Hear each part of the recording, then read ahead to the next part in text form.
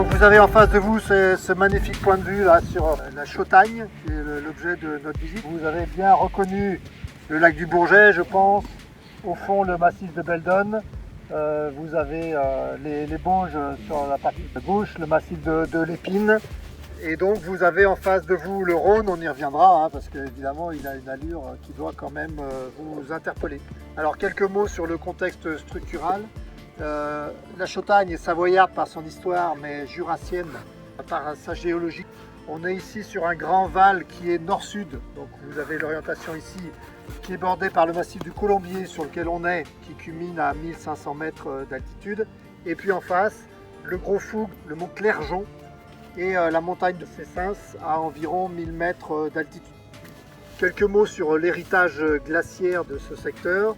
Le trajet des eaux pré-quaternaire passait ici, allait vers le Val du Bourget, la Cluse de Chambéry et la vallée de l'Isère, dans la trajectoire du fameux sillon alpin.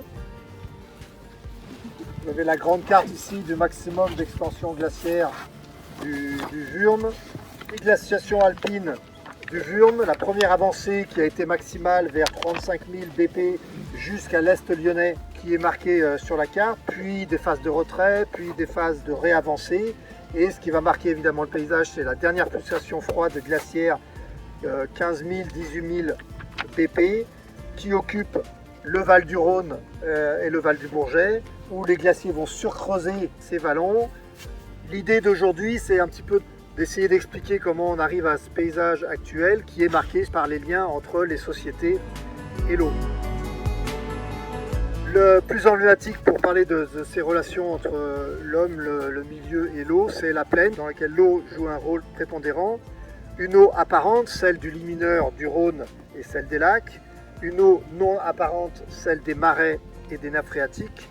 Et puis aussi l'eau occasionnelle, c'est-à-dire l'eau qui va déborder dans le lit majeur, dans les champs d'inondation, à l'occasion des crues. Notamment, on prend le Rhône en 1760 par exemple, des chenaux, donc on parlait d'imaginer un petit peu entre la carte et le paysage ici, des chenaux qui sont étalés sur 2,5 km de large, donc sur l'ensemble de la vallée, plus d'une centaine d'îles, des changements de tracé fréquents. On parle de style en tresse, comme on retrouve dans l'ensemble des vallées intramontagnardes à ces époques-là. Donc vous observez ici le Rhône avec son allure actuelle. On reparlera plus tard quand on fera un autre arrêt sur l'usine électrique, hydroélectrique que vous avez en bas, donc l'usine de Chautagne. Vous avez ici l'aménagement type du Rhône tel qu'on va le retrouver à plusieurs endroits sur l'ensemble de la vallée du Rhône. Donc on va partir de l'amont. Sur la partie amont, vous avez le Rhône avant l'aménagement. Et puis on arrive un tout petit peu à distinguer le barrage qui va permettre d'amener les eaux du Rhône dans le canal d'amener que vous avez très rectiligne devant nous, jusqu'à l'usine qui va produire de l'électricité. Et puis la restitution au fond de la Loire. Et en arrière, vous avez le vieux Rhône. Donc en Chautagne, les premiers travaux commencent en 1774 avec simplement quelques tronçons de digues insubmersibles qu'on retrouve sur la carte et on en a déjà parlé tout à l'heure. La digue de Serrières ou digue de Chautagne, donc sur le document de 1760 c'est écrit digue de Chautagne, celui de 1810-1820 c'est digue de Serrières. Donc début 18e, la digue Picolet 1774-1783, prolongée en 1792, et la digue Palliot, prolongée au milieu du 19e siècle, que vous voyez sur la figure 35, fin du 19e siècle. En rive droite, en France, les objectifs sont un petit peu différents. C'est, on l'a dit tout à l'heure, amélioration de la communication, des voies de communication du Dauphiné à Genève. Donc la route royale Valence-Genève qui passe entre Rochefort-Culose sur une chaussée insubmersible, 1841 à 1845, et qui, je l'ai dit tout à l'heure, évite le contournement du marais de Lavour. Donc on passe tout droit directement, si vous regardez sur la carte, on passe tout droit de Savières vers la Chautagne sans faire le tour du marais de Lavour. Également la voie ferrée, Culose-Bellegarde sur la ligne Lyon-Genève, en remblai dans le Limageur, 1853-1857, qui fait office de digue également et qui explique un petit peu les différents usages qu'on a expliqués tout à l'heure.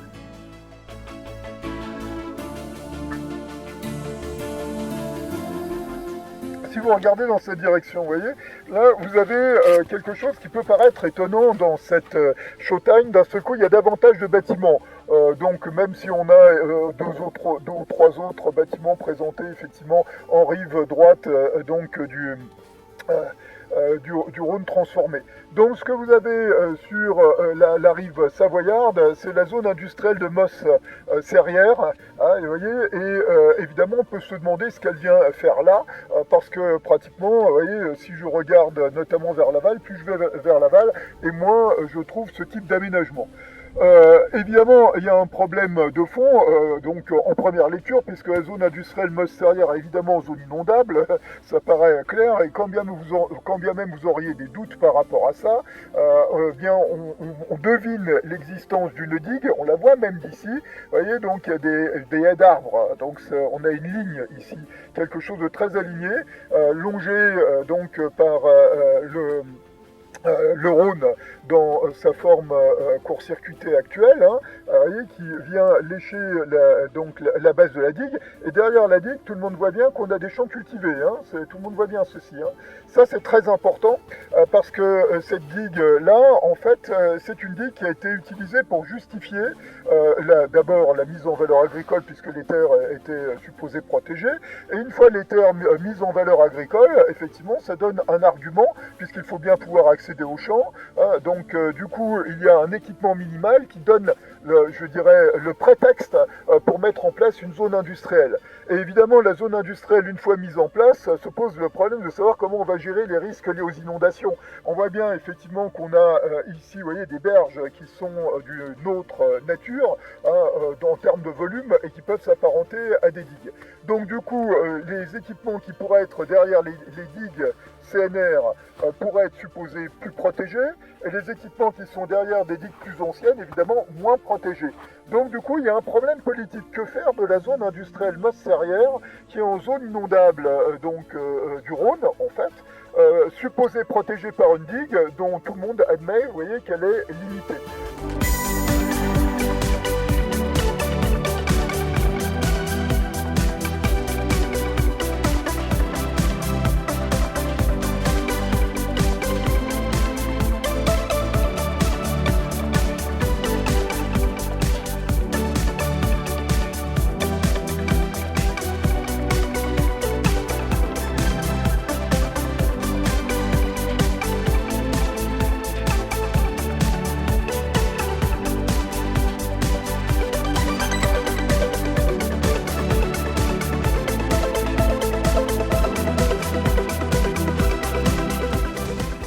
Les aménagements hydroélectriques commencent par l'ouvrage de Génissia sur lequel on est, Génissia et Seyssel. Donc Génissia, c'est 1937-1948, un barrage poids comme vous le voyez, 104 mètres de haut, 100 mètres à la base, 140 mètres sur la partie haute, une retenue en amont de 23 km avec des plans d'eau qui varient de l'ordre de 5 mètres. L'usine qu'on entend en arrière-plan, 6 turbines, une chute de 69 mètres, 750 mètres cubes par seconde maximum, une production de 1,7 milliard de kWh par an. Juste à Laval, on y passera juste après, le barrage de Seyssel, 1946-1951. C'est un barrage de compensation des éclusées de Génissia, c'est-à-dire qu'on va utiliser les éclusées liées au turbinage des eaux de Génissia, et la chute est beaucoup moins importante, 6 à 9 mètres, et qui permet une production électrique.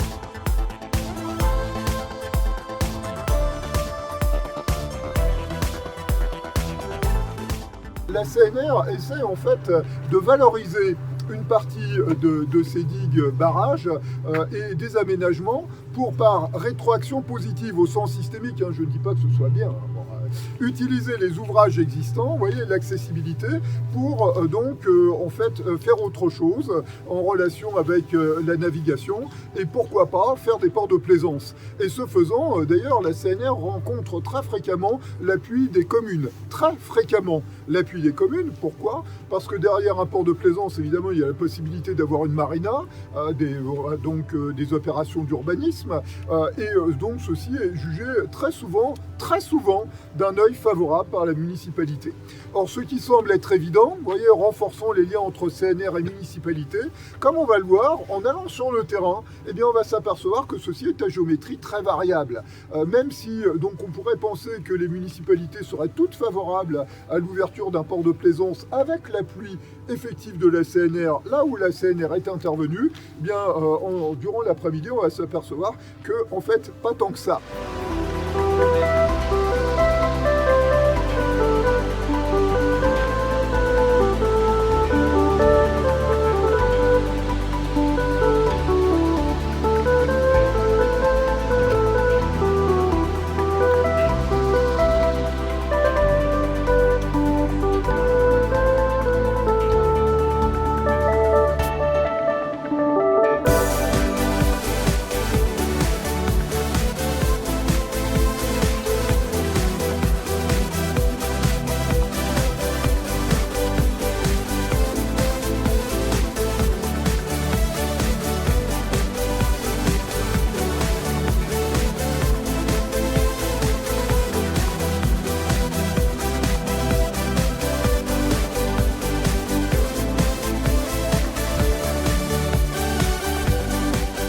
Vous avez le canal d'Amné, c'est celui qu'on voit là, tracé à la règle, parfaitement rigoureux, avec les digues sur lesquelles on se trouve et de part et d'autre le contre-canal pour à la fois recueillir les eaux d'infiltration à travers les digues et surtout stabiliser la nappe phréatique pour qu'elle ne soit pas calée sur les eaux du canal. Ensuite, vous avez l'usine chute ici. Alors, c'est une usine au fil de l'eau. Contrairement à ce qu'on a vu Génissia tout à l'heure, c'était la hauteur d'eau qui permettait le turbinage. Ici, c'est l'importance des débits qui permet le turbinage. Et puis après, à l'aval, vous avez le canal de fuite jusqu'à la restitution avec le vieux Rhône. Donc de l'autre côté, vous avez, on ne le voit pas ici, c'est ce qu'on voyait ce matin, le tronçon qui est court-circuité du barrage en amont jusqu'à la restitution après le canal de fuite. L'aménagement de la Chautagne qui date de 1981 avec donc le barrage, c'est le barrage de Motz, M-O-T-Z, qui fait réservoir jusqu'au barrage de Seyssel. Donc vous voyez, on a vraiment une juxtaposition des barrages.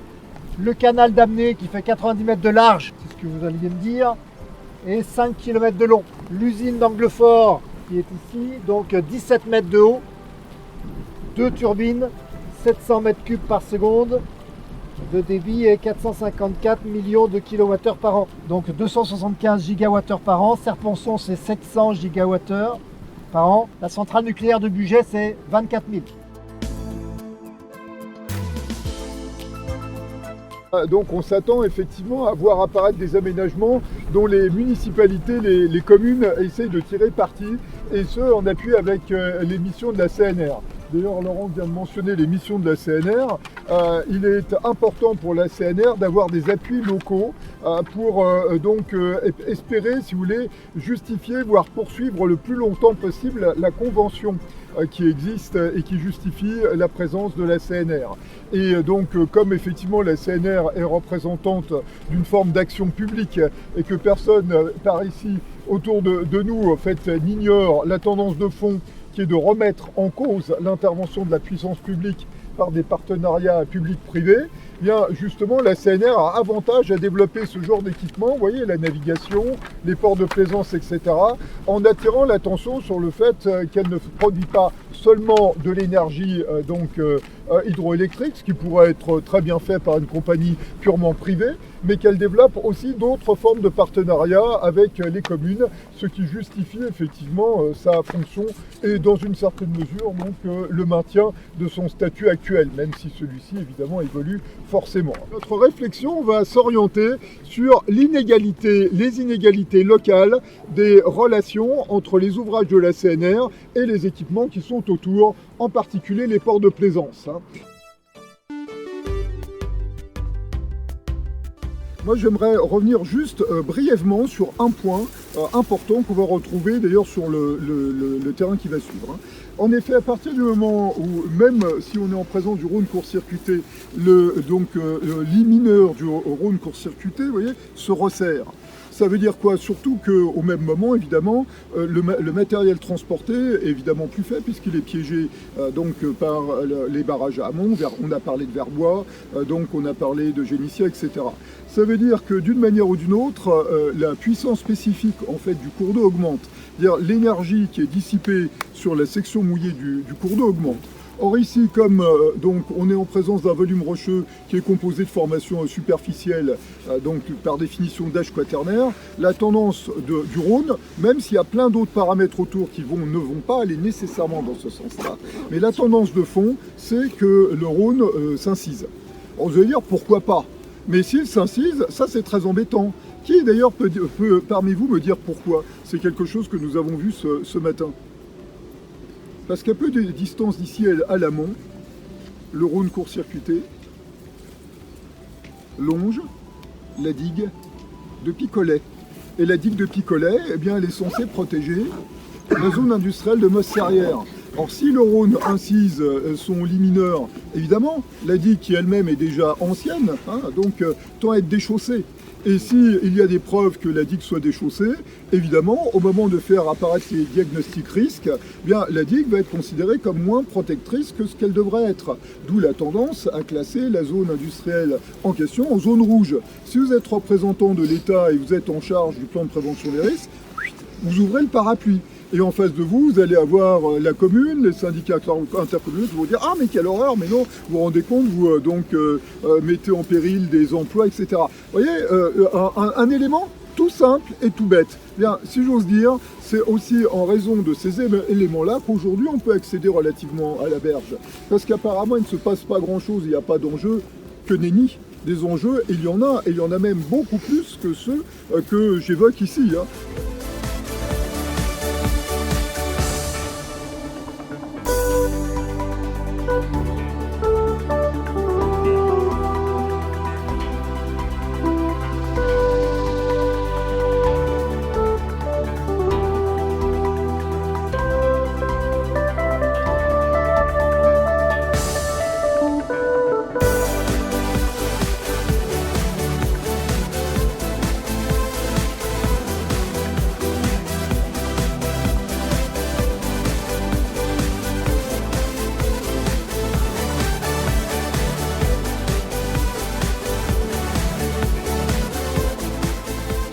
Donc comment expliquer ceci et comment se fait-il surtout que malgré bien sûr cette situation, comme on va le voir tout à l'heure à Chana, à Chana le port de plaisance existe et à Culose le port de plaisance n'existe pas. L'insuffisance de la digue ne suffit pas à expliquer pourquoi un projet d'urbanisation se réalise ou pas. Donc c'est un élément important, évidemment, parce que juridiquement, vous voyez très bien qu'avec une zone rouge, ça va être très difficile de mettre en place un port de plaisance. On pourrait même penser que ça serait impossible. Mais c'est faux, parce que comme nous le verrons à Chana, malgré effectivement un site comparable, et malgré l'existence de la zone rouge, nous avons quand même le port de plaisance. Donc si je cherche à expliquer l'absence ou la présence du port de plaisance, je ne pourrais jamais le faire uniquement à partir de la carte de risque ou uniquement à partir des conditions hydrauliques dont on va voir d'ailleurs qui sont relativement voisines, qu'on soit à Culose ou à Chana. Il y a donc d'autres choses. Tout le monde suit le raisonnement? Comment les acteurs locaux peuvent expliquer que finalement un projet est développé, que les acteurs locaux acceptent le projet et que finalement le projet ne se réalise pas. Ce qui est évidemment une lecture possible de notre problème géographique. Ça reste de la géographie, puisque évidemment il s'agit de comprendre pourquoi le projet ne se réalise pas. Un risque d'embâcle, oui, et je dirais plus, il faut quand même préciser un peu pourquoi. Pourquoi le risque d'embâcle existe. Pourquoi? Parce que à partir du moment où vous avez un pont, évidemment il faut ménager des rampes d'accès au pont. Ça veut dire qu'il y a des remblais qui ont été développés pour permettre par exemple à notre bus d'éviter d'arriver, puis d'accélérer pour pouvoir monter sur le pont, puis redescendre en accrochant éventuellement, d'ailleurs comme il l'a fait tout à l'heure, la chaussée. Donc premièrement, c'est clair que si je regarde la carte, là on me dit donc il y a de l'eau, même si la carte va plus loin que ça. Elle suggère fortement, d'ailleurs elle indique des venues d'eau du Rhône vers ce casier, c'est ce que je lis ici. En tout état de cause, moi je vois qu'effectivement, lorsque je progresse le long de la digue, je trouve donc de l'eau à l'affleurement. Donc maintenant, est-ce que l'eau peut venir du Rhône ou pas? Ça, c'est une autre question. De toute façon, sachant que si on a légèrement descendu le long de la digue, ça veut dire que plus on descend, plus évidemment on se rapproche du toit possible d'un aquifère et de la nappe qui bat à l'intérieur de l'aquifère. Cette eau peut être simplement liée au fait que la topographie recoupe un aquifère, et où est-ce que l'eau pourra être effectivement liée à des infiltrations venant du Rhône. Ce n'est pas tout à fait la même chose. Mais quoi qu'il en soit, il n'en reste pas moins que la digue, effectivement, est associée ici sur la partie intérieure à une venue d'eau et que ceci peut être considéré comme un élément affaiblissant la digue d'une manière ou d'une autre. Quand bien même, comme vous le devinez, le secteur est traité régulièrement par la CNR.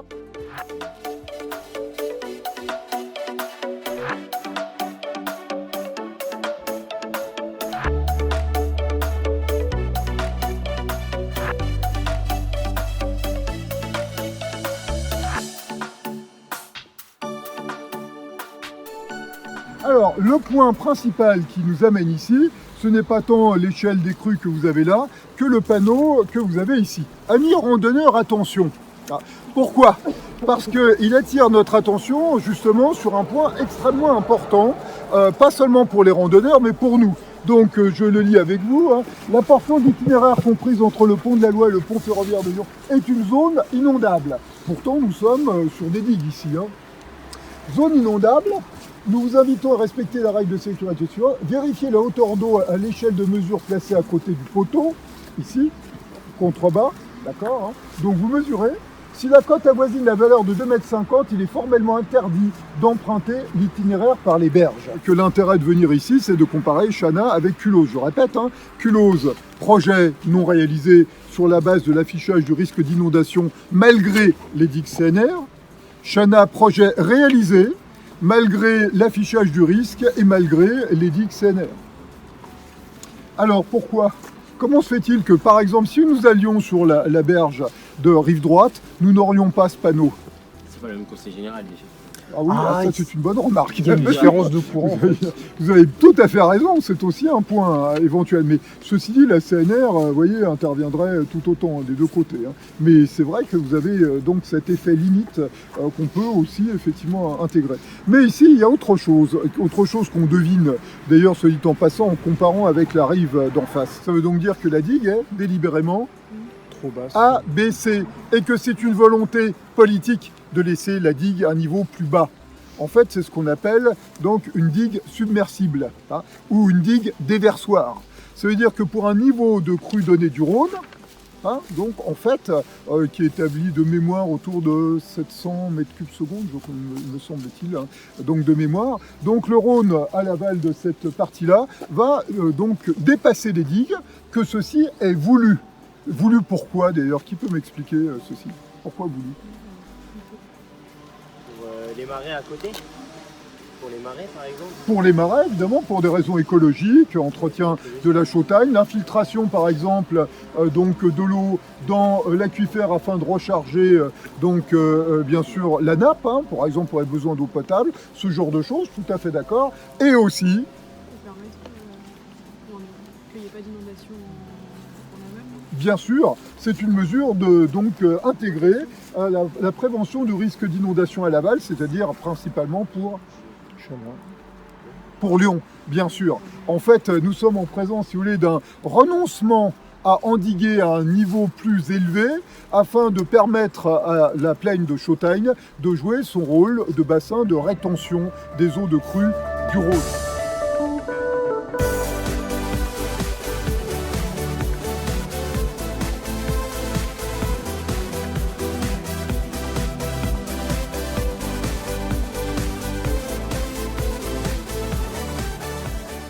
d'abord, je dois vérifier évidemment que les digues CNR telles qu'elles existent à Chana sont comparables aux digues CNR telles qu'elles existent à Culot.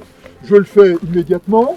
CNR, la CNR entretient les digues par gestion pastorale. Nous avons le même type d'aménagement, même type de conception d'aménagement, même type d'organisme, ok, conditions vérifiées. 2, je regarde le plan de prévention des risques sur Chana. Vous voyez, je l'ai coupé ici pour celles et ceux qui en auront besoin. Je peux vous envoyer la carte en couleur. Et d'ailleurs, vous pouvez la retrouver facilement sur Internet, soit dit en passant. Hein. Et j'observe que j'ai coupé la carte, vous voyez, au niveau là, Peubla. Là, tout le monde voit qu'il y a une bande rouge, enfin sombre, très sombre. En fait, c'est la bande de terrain qui s'arrête pratiquement au niveau où on a la clôture. Et le rouge, c'est de la zone rouge risque digue. Ça veut donc dire que dès que je regarde vers le nord, la configuration est identique à celle de Culose. J'ai la digue CNR, et malgré la digue CNR conçue comme étant l'équivalent d'un barrage, hein, malgré la fiabilité supposée particulièrement élevée de la digue, l'État français nous dit que c'est une zone à risque majeur. Non seulement c'est du rouge, mais c'est du rouge vif. C'est-à-dire que la digue est supposée de céder, et dans ces conditions, on ne doit rien construire derrière. Donc, d'une manière ou d'une autre, il y a problème, sachant qu'au sud, je retrouve certes de la zone rouge, mais je trouve surtout de la zone bleue. La zone bleue, vous voyez, qui est sur la lettre B, qui correspond en fait à ce qu'on va voir comme étant le camping en zone inondable de Chana, ainsi que le port de plaisance de Chana et la marina de Chana. Autrement dit, il y a une différence d'appréciation substantielle de la part de l'État qui prétend qu'au nord, la digue est faillible, digue CNR ou pas, et au sud, la même digue, supposait-elle, est moins faillible, autorisant une zone bleue là où il devrait y avoir de la zone rouge. Donc les conditions sont très voisines, mais en même temps il y a une lecture à géométrie variable de l'État français du bilan risque concernant la commune, permettant à la commune évidemment de développer la marina et le port de plaisance dans une certaine mesure.